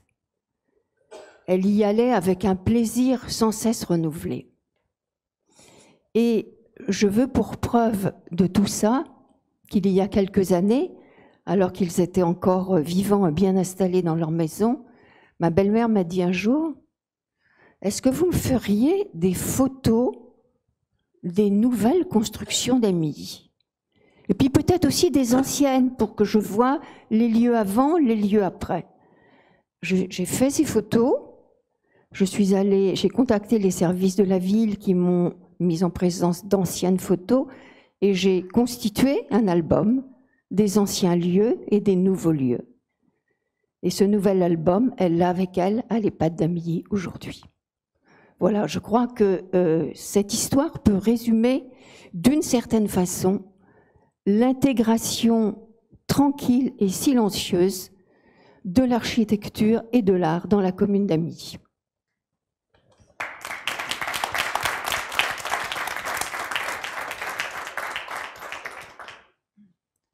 Moi, je suis aussi habitante d'Amilly. Je suis arrivée sur Amilly en 93 et je suis très fière d'habiter cette commune où le maire n'en a pas parlé, mais il a toujours œuvré auprès des écoles pour créer des classes d'art et a créé aussi une école d'art. Et je veux dire, il y a tout un travail pédagogique là qui a été fait et qui aide aussi la population à comprendre ce qui se passe au niveau de l'art et de l'architecture sur Amilly.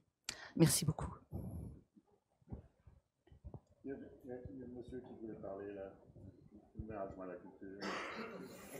Merci. Oui, en fait, tout cela, Vincent l'a bien décrit, Bruno en a parlé, enfin vous tous d'ailleurs, ça s'est fait dans le temps, ça s'est fait avec du temps. Tu as évoqué 20 ans, je crois que c'est même un peu plus. Enfin, c'est du temps. Et que l'inscription dans le temps, c'est une inscription dans le temps également pour les habitants. Et je me souviens des premières discussions lorsque nous avons lorsque nous avons fait en sorte que la galerie d'art s'installe, il y a longtemps aussi, hein, peut-être 18 ans, quelque chose comme ça. Et je me souviens des petites discussions que nous avions entre nous sur, d'une part, nous-mêmes élus, le rapport que nous devions avoir, que nous pourrions avoir avec les artistes, et que ça se soldait toujours par, de toute façon, nous, élus, mais nous, personnes, on doit partir à l'aventure.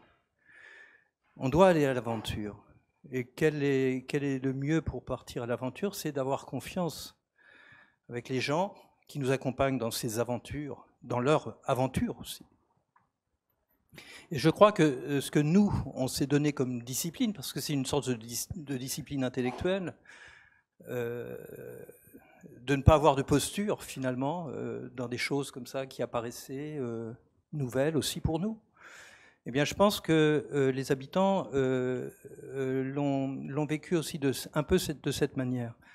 C'est-à-dire qu'on disait toujours, ce qu'il faut favoriser, c'est la conversation. Tu te souviens?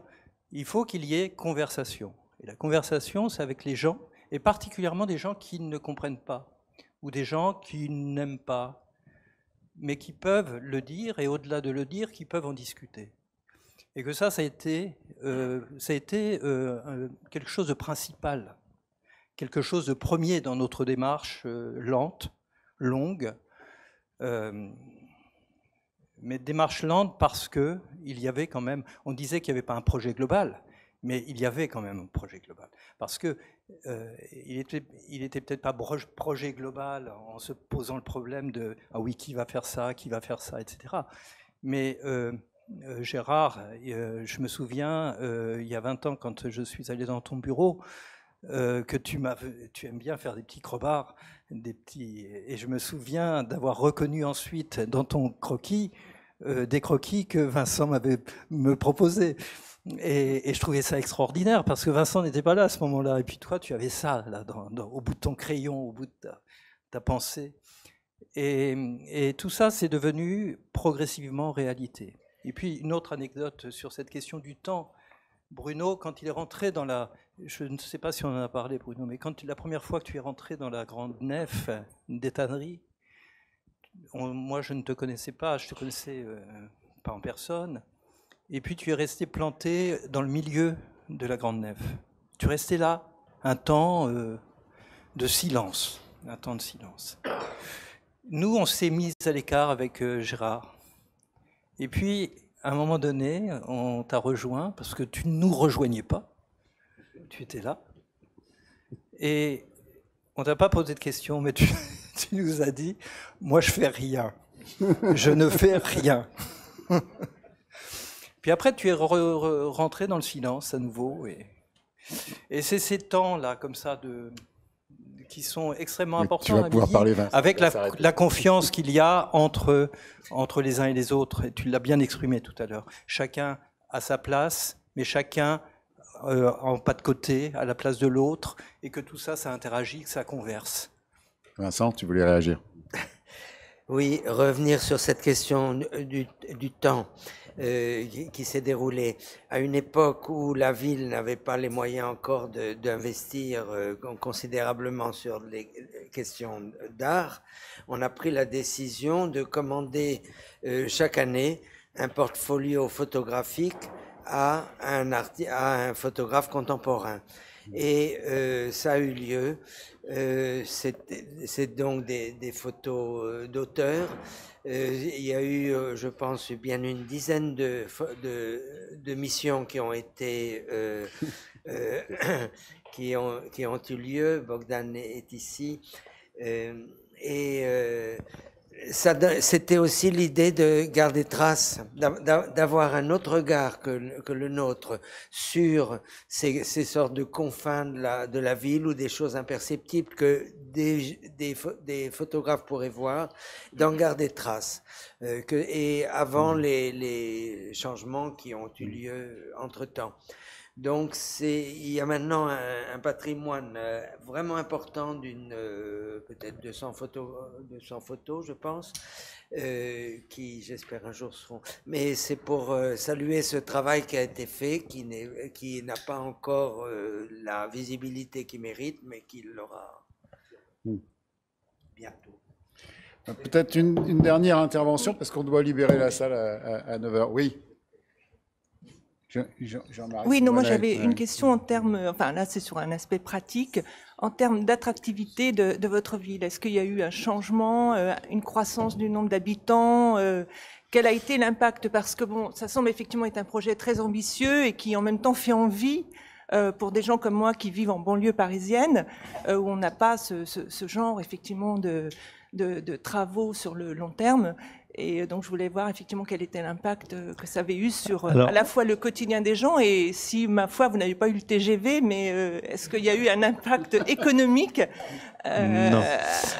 On a un impact en termes démographiques, puisque nous, au dernier recensement, nous étions en tête en termes de progression démographique des villes de plus de 10 000 habitants en région centre Val-de-Loire.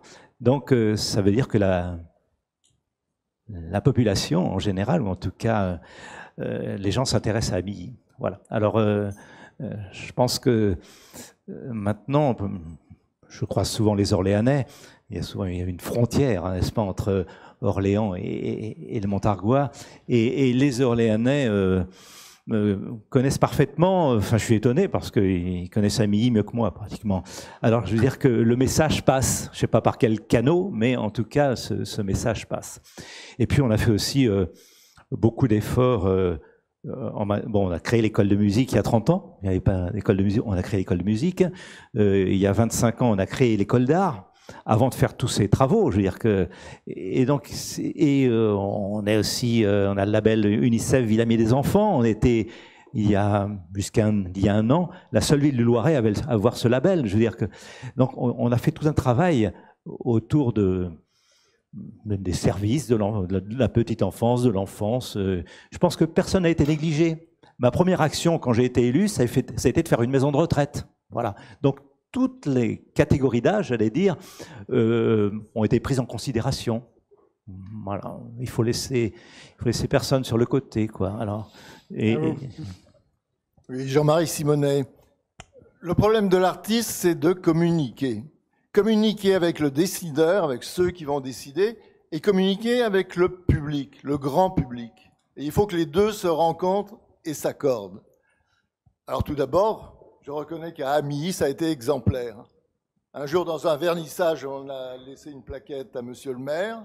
Un an après, on avait une commande, celle que vous avez vue en rouge dans le parc des Terres Blanches. Mais la communication avec le grand public, elle est faite aussi d'une volonté politique. Parce que nous, on fait des sculptures en plastique, colorées. Bon, au départ, le plastique, il n'en était pas question. Il y avait un refus catégorique. Puis très vite, l'institution a évolué. Et ça passait. Après, c'était la couleur. Oh, ben, la couleur, ça va bien pour les villes nouvelles, mais on va pas mettre ça dans d'autres endroits. Bon, on a implanté il n'y a pas très longtemps, au milieu de Troyes, une sculpture jeu aussi. Mais la compréhension du grand public suppose d'autres moyens que ceux qui sont utilisés à l'heure actuelle. Il y a une idée qui me tarabuste un petit peu en ce moment. Quand vous voyez les hommes de lettres dans une émission de télévision, ils sont 5, 6, 7, et en une soirée, vous allez comprendre la pensée de chacun de ces 7 personnes. Or, la télévision, qui est un moyen visuel, n'a même pas l'intelligence de le faire par rapport aux arts plastiques. Parce que le grand public, à l'heure actuelle, mais il est perdu. La création artistique, elle est devenue de plus en plus individuelle. À chaque artiste, sa démarche. Le public, il n'a pas le temps, il n'a pas cette gymnastique de passer d'une pensée à l'autre. Il n'est pas entraîné à ça. Pourquoi c'est le jour où on se servira de la télévision comme moyen culturel de diffusion, on commencera à évoluer plus vite. Nous, on a fait du jeu. On peut attendre longtemps, je crois. Oui, mais heureusement qu'il faut bien espérer autre chose. Mais si nous, on a fait du jeu, c'est parce que on a vu que les enfants montaient sur nos sculptures. C'était pas des jeux. C'était pas des jeux. À Port-Barcarès, on a 12 formes sur un socle. C'est là où les enfants se rencontrent. Ils montent dessus, c'est pas fait pour ça. Hein? Et ils sont persuadés de monter, à chaque fois qu'ils se rencontrent, on va monter sur les Simonais. Et ça fait 50 ans qu'ils montent dessus. Pour aller dans le sens de l'attention que le public peut donner à tout ce qui se passe ici, il faut signaler le travail qui est fait aux tanneries et par les écoles pour notamment recevoir tous les enfants.